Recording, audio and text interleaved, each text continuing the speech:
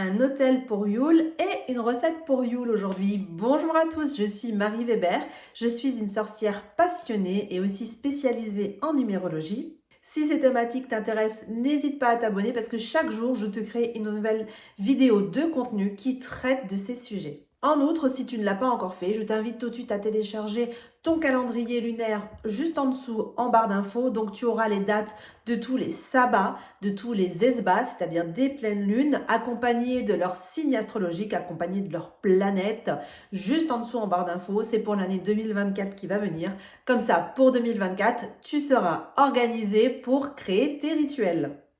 Parce qu'il n'y a rien de pire de se demander qu'est-ce que je fais pour cette pleine lune ce mois-ci et de se rendre compte que finalement la pleine lune, c'est dans 3 jours et qu'il n'y a rien de prêt et du coup c'est hyper chiant. Ce qui m'est arrivé très souvent à mes débuts. C'est pour ça que chaque année je vous propose un calendrier lunaire. Je trouve ça très pertinent de l'avoir à la maison, à disposition, dans son livre des ombres, près d'un hôtel, enfin à portée de main. Cette ressource est gratuite pour l'instant, donc je t'invite à la télécharger juste en dessous en description en cliquant sur le lien. Mais aujourd'hui, on va parler de Yule. Je vais créer avec vous un hôtel et je vais vous donner une recette que j'adore préparer pour ce solstice d'hiver. Alors, l'hôtel est un espace sacré où nous honorons les déités et les forces de la nature. Pour Yule, c'est un moment privilégié pour célébrer toutes les forces hivernales et le thème du renouveau. De la lumière aussi et de la chaleur. Donc vous pouvez choisir un endroit dans votre maison. Alors partout sauf les chambres. Je déconseille les chambres. On ne met jamais un hôtel dans une chambre. Mais sinon, partout où tu te sens à l'aise, n'hésite pas si tu as une table, un petit meuble, même si tu as un petit coin de fenêtre, c'est pas grave. Prends un petit coin où tu peux te poser tranquillement et surtout où tu te sens à l'aise. Commencez d'abord par une nappe que vous pouvez prendre dans les couleurs de Yule, c'est-à-dire rouge. Alors c'est pas mal le rouge parce que ça représente aussi la vie, le sang. Donc vous pouvez la prendre rouge, vert sapin qui représente la force parce que le sapin est un arbre qui est tenace en hiver. Alors on a rouge, vert, blanc. Moi je choisis toujours du blanc. Et parce que j'adore, ça représente la neige, la pureté, etc. Ou alors vous pouvez prendre aussi de l'argent. Après, pas besoin de vous acheter une nappe spécialement pour l'occasion. Si vous avez même un petit drap, si c'est un petit coin, vous pouvez mettre une thé d'oreiller. Moi, vous voyez, c'est un édredon que j'utilise. En tant que bonne sorcière, vous préférerez recycler et respecter la nature que d'aller acheter un produit neuf. Bonjour les chats. Il y en a un qui vient chercher des câlins. Non, mais tire pas tout non plus. Casse pas tout. Alors, sur cette nappe, vous pourrez mettre des bougies. Donc, moi, je prends le doré qui représente le soleil, le retour de la lumière. Mais vous pouvez prendre aussi du rouge, du blanc. Alors, le blanc, ça remplace tout, il n'y a aucun problème. Si vous n'avez pas et que vous ne voulez pas dépenser de l'argent, utilisez des bougies blanches si vous en avez à la maison. Même des chauffe-plats, ça ira très bien. Donc, n'hésitez pas à utiliser des bougies blanches, dorées ou rouges pour symboliser le soleil revenant. Donc, moi, je mets personnellement une bougie dorée qui représente la lumière qui revient. Et comme je célèbre les 12 nuits de Yule, je vais vous centrer un petit peu plus. Tchac, tchac, tchac. Comme ça, c'est pas trop mal. Et comme je fais les 12 nuits de Yule, je mets 12 bougies. Et chaque nuit, j'en allumerai une de plus. Alors là, vous voyez que ça a déjà été brûlé et ça aussi, parce que avant j'ai fait une vidéo pour la première nuit de Yule. Donc vous verrez déjà cette disposition-là dans cette vidéo. Mais quand même, la disposition sera différente, ça ne sera pas tout à fait pareil. Je fais un hôtel pour le mois de décembre, pour le solstice d'hiver, et à chaque nuit, je fais quelque chose d'un petit peu différent. Bon, évidemment, je ne change pas toutes les nappes, je ne change pas tout, je dispose juste un petit peu les bougies différemment, ce genre de détails. Donc, j'ai bien mes 12 bougies, 3, 6, 9, 12. J'ai mon serpent qui est symbole de renouveau, puisque grâce à sa mue, il peut se refaire tout neuf et tout beau. En offrande, j'avais fait une coupe que je vous avais montrée dans une vidéo passée. Donc ça, c'est vraiment une offrande pour les déesses, les dieux et déesses de l'hiver. Toujours mon cadre du féminin sacré. Je ne sais pas si cette vidéo sortira avant ou après l'autre, mais vous la verrez dans une autre vidéo. Et je mets le roi chêne et le roi houx en symbole aussi de ce retour de lumière, du combat de la lumière contre l'obscurité. Voilà, là, vous voyez bien. Vous pouvez ajouter des branches de sapin, du gui, du houx. Donc moi, j'y rajoute une belle branche de gui. Oh, il y a une araignée. Il y a une copine. Bon, bah, on va la laisser. Elle va bien trouver. Vous la voyez pas? Elle est là. Je vais aller la remettre dans la forêt, la pauvre. Je finis cette vidéo, je vais la remettre dans la forêt. Vous pouvez mettre, donc je disais, du houx, du gui, du sapin. Alors moi, je n'ai pas de gui dans mon jardin, mais j'ai du houx et du sapin, donc c'est ce que je mets en remerciant toujours évidemment l'esprit de mon jardin, les esprits de la nature, quand je m'en sers. Ce qui m'arrive relativement souvent. Bon, je vais juste sortir la copine parce que j'ai du mal à faire la vidéo. Bon, bah, elle se barre. Oh, coucou. Vous la voyez? Ah, on la voit pas. Elle est en train de venir vers moi. Bon, alors. Donc voilà, j'ai mis ma copine. Je l'ai mis par la fenêtre. Elle retrouvera le chemin du jardin toute seule. Voilà. Parce qu'elle n'arrêtait pas de se balader sur l'hôtel et elle n'arrêtait pas de venir me coller. Donc j'aime bien les animaux, oui, mais pas tout le temps. Hein, les araignées, j'essaye de faire avec. Je ne les tue pas, je les mets dehors, évidemment. Mais bon. Donc voilà. Donc je disais, on peut mettre du gui, du houx.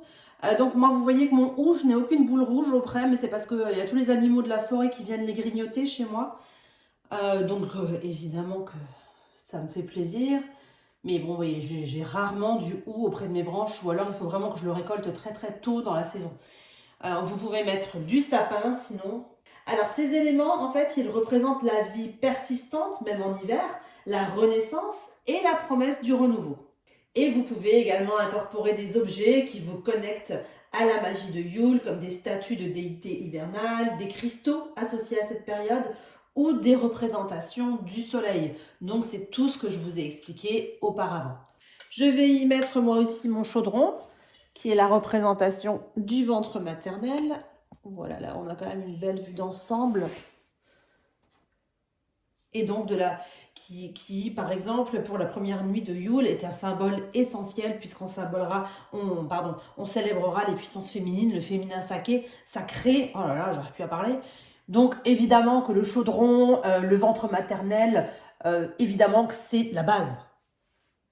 Enfin la base, si vous n'avez pas de chaudron, c'est pas grave, mais pour moi, c'est ce qui vraiment c'est le premier élément que j'ai à la maison, à disposition pour représenter cette idée. Et bien sûr, le dernier élément qu'on n'oublie pas, c'est son petit encensoir. Donc là, moi, j'avais mis de la myrrhe, mais vous pouvez adapter en fonction de ce que vous avez, évidemment. Vous pouvez aussi mettre des encens spécialement pour Yule avec de la cannelle, ce genre de choses, mais vous n'êtes pas obligé. Si vous les avez, c'est bien, faites-vous plaisir. Si vous ne les avez pas, c'est pas grave, mettez ce que vous avez, ça êra très bien. Mais c'est intéressant d'avoir de l'encens toujours sur un autel, parce que l'encens porte vos idées. C'est comme si vous êtes en train de faire des prières, en train de faire une méditation, en train de faire une demande. L'encens porte vos idées, ok? Il va véhiculer vos idées en montant. C'est l'idée qui en ressort, d'accord? Donc, une fois que vous avez assemblé tout votre autel, vous pouvez passer un petit moment à méditer, à remercier, à comprendre les énergies de Yule. Donc, vous mettez un petit peu d'encens, vous pouvez allumer votre bougie et passer un moment calme. En conclusion, pour cet autel, je dirais que c'est intéressant d'en avoir un, ça n'est évidemment pas obligatoire, mais c'est intéressant pour se connecter un petit peu plus facilement à toutes ces énergies du solstice d'hiver. Pendant cette saison aussi, ça va être un point intéressant pour rassembler vos idées, pour faire vos rituels, pour faire vos méditations, pour faire vos demandes, pour pouvoir vous recentrer tout simplement pendant cette période. J'espère que mes conseils vous auront été utiles pour créer votre autel. On va passer maintenant à la petite recette du moment. Donc pour cette période, j'ai choisi de vous faire une recette de pain d'épices. Pourquoi le pain d'épices? Parce que pour moi, c'est vraiment un goûter, un mets traditionnel de cette période de par ses chaleurs d'épices. Je trouve que pour cette période de célébration, c'est vraiment un gâteau qui va être plein de symbolisme. Donc pour cette recette de pain d'épices de Yule, vous aurez besoin de farine, de mélasse, de sucre, de beurre, d'œufs, de bicarbonate de soude, de cannelle, de gingembre, de clous de girofle, de muscade et d'un soupçon de sel. Commencez par préchauffer votre four à 150 degrés, c'est-à-dire thermostat 5-6. Dans un grand bol, mélangez la farine et les épices. Dans un autre récipient, faire fondre le beurre et ajoutez-y la mélasse et le sucre en mélangeant bien. Incorporez les œufs dans ce mélange. Ajoutez graduellement le mélange de farine et d'épices à la préparation humide jusqu'à obtenir une pâte homogène. Saupoudrez légèrement votre plan de travail de farine et étalez la pâte à l'aide d'un rouleau à pâtisserie jusqu'à obtenir une épaisseur d'environ 1/2 centimètre. Utilisez des emporte-pièces de formes variées pour découper la pâte. Placez les formes découpées sur une plaque à pâtisserie recouverte de papier sulfurisé et enfournez-les pendant environ 10 minutes. Vous saurez que les pains d'épices sont prêts lorsque vous sentirez leur parfum délicieusement épicé et qu'ils seront légèrement dorés sur les bords. Une fois refroidis, vous pouvez décorer vos pains d'épices de Yule selon votre créativité. Utilisez du glaçage royal, des décorations comestibles ou des pépites de chocolat pour ajouter une touche festive à vos créations. Disposez vos pains d'épices de Yule sur un joli plateau ou une assiette décorative.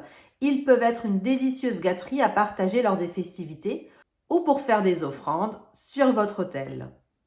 Voilà, votre recette de pain d'épices de Yule est prête à être dégustée. J'espère que cette recette vous aura inspiré pour ajouter une touche spéciale à vos célébrations. Si vous essayez cette recette ou si vous avez d'autres recettes spéciales, n'hésitez pas à partager en commentaire. Merci d'avoir regardé cette vidéo jusqu'au bout, mais avant de partir, n'oublie pas de télécharger ton calendrier lunaire, juste en dessous en description. N'oublie pas également de t'abonner pour ne louper aucun contenu qui parle de sorcellerie ou de numérologie. Si cette vidéo t'a plu, n'hésite pas à liker juste en dessous. Ça m'encourage à créer toujours plus de contenus qui répondent à tes centres d'intérêt. À très bientôt sur ma chaîne et merci encore et reste connecté à la magie.